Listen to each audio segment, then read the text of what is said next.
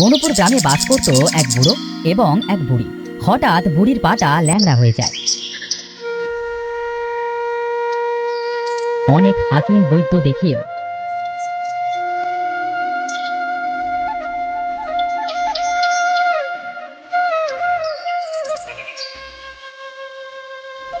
যখন বুড়ির পাটা ভালো হচ্ছিল না, তখন বুড়ি খুব ভেঙে পড়ল। না না, আমার আর পাটা ভালো হবে না গো, ভালো হবে না। আমি যদি ভালোভাবে চলাফেরা করতে না পারি, তবে আমার এই জীবন রেখে আর কি বা লাভ? কেঁদো না বুড়ি, কেঁদো না। তোমার এই কান্না যে আমার আর সহ্য হয় না। আমি তোমার জন্য এবার একটা ভালো তান্ত্রিকের ব্যবস্থা করব। এত হেকিম দেখালাম, বৈদ্য দেখালাম, কিছুই যখন হলো না, তখন তান্ত্রিকেই বা কি করবে? এবার শুনেছি নীলাঞ্জনা নদীর ধারে এক বিশাল বড় তান্ত্রিক আছে। তার কাছে এক জোড়া রূপোর জুতো আছে। কেউ যদি সেই জুতাটা পায়ে দেয়, তবে সে নাকি সুস্থ হয়ে যায়। কিন্তু নীলাঞ্জনা নদী তো অনেক দূর, এই পথ পাড়ি দিয়ে তুমি কিভাবে যাবে? এতটা পথ আর কোথায়, হাঁটতে হাঁটতে ঠিক পৌঁছে যাব। তোমাকে ভালো করবার জন্য এতটুকু পথ আমার কাছে কিছুই না। বুড়ির কাছ থেকে বিদায় নিয়ে বুড়ো চলল নীলাঞ্জনা নদীর ধারে তান্ত্রিকের কাছে। তান্ত্রিকটা আসলে একটা ডাইনির স্বামী ছিল, সেটা বুড়ো জানতো না। বুড়ো যখন নীলাঞ্জনা নদীর ধারে তান্ত্রিকের কাছে পৌঁছালো, তান্ত্রিক তাকে দেখে বলল, কি হয়েছে জনাব? কি চাও আমার কাছে? বলো, আমি তোমাকে কিভাবে সাহায্য করতে পারি? আমার বউয়ের পাটা হঠাৎ ল্যাংড়া হয়ে যায়। সে অনেক কষ্টে চলাফেরা করে। তাই আমি এসেছি তোমার কাছে, যদি আমার বউয়ের পাটা ভালো করে দিতে পারো। ওই দেখো, ওই রূপোর জুতোটা পায়ে দিলে তোমার বউয়ের পা ভালো হয়ে যাবে। তবে আমাকে উপহার স্বরূপ কারোর আত্মা দিতে হবে। তবে তাই হোক, এই কারোর আত্মার বিনিময়ে যদি আমার বউ সুস্থ হয়ে যায়, তবে আমি সেই আত্মা দেব। আচ্ছা ঠিক আছে, তবে এই নাও সেই রূপার জুতা।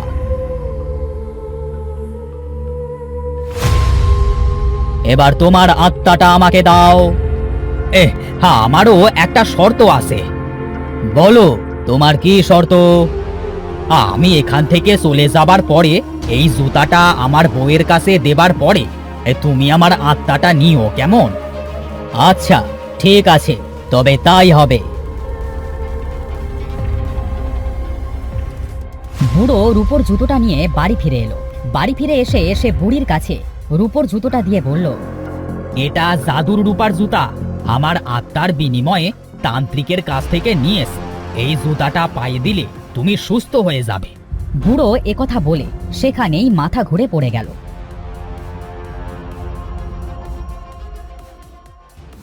বুড়ি তার নাকের কাছে হাত নিয়ে দেখল যে বুড়োটা শ্বাস নিচ্ছে না। বুড়োকে ধরে তো বুড়ি অনেক কান্নাকাটি করল।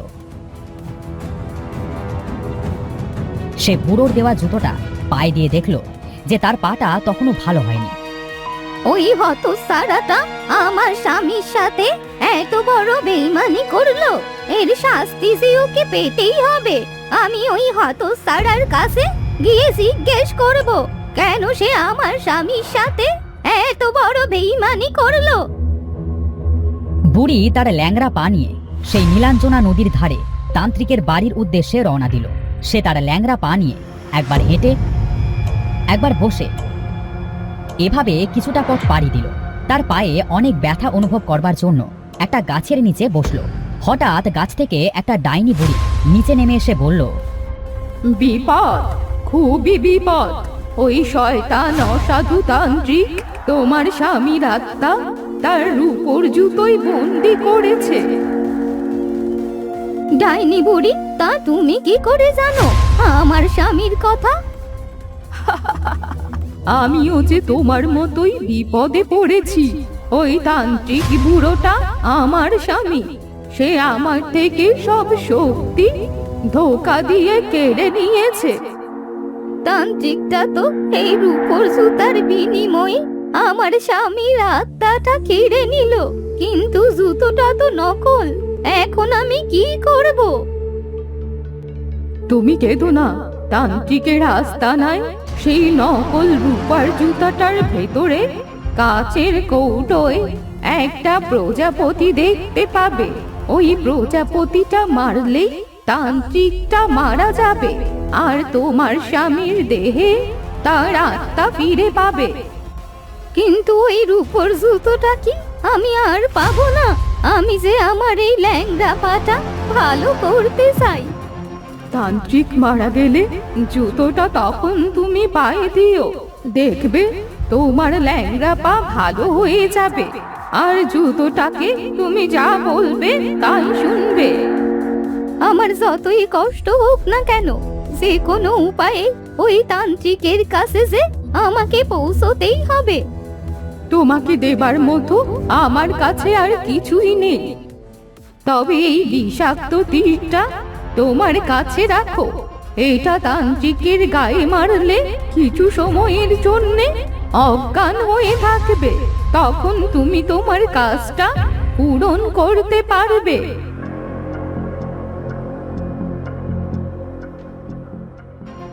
বুড়ি ডাইনিটার কাছ থেকে বিদায় নিয়ে আবার হাঁটা শুরু করলো তান্ত্রিকের কাছে যাবার উদ্দেশ্যে।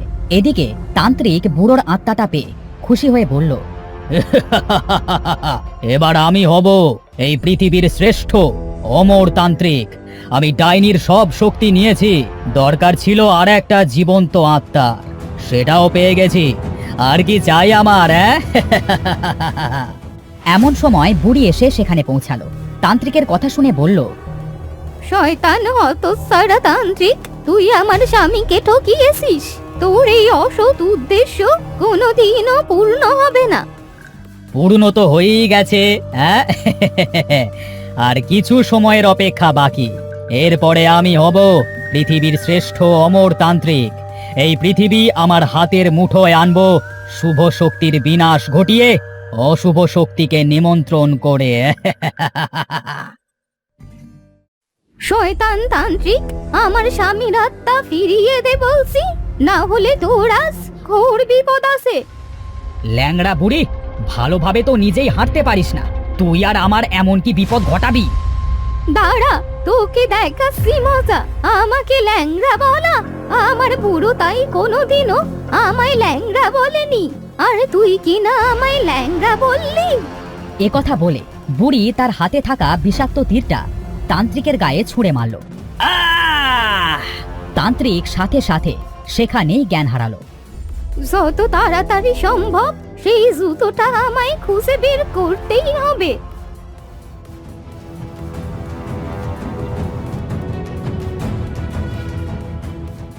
বুড়ি চারিদিকে তন্ন তন্ন করে যখন কোথাও খুঁজে পাচ্ছিল না, তখন সে নিরাশ হয়ে মেঝেতে বসে পড়ল।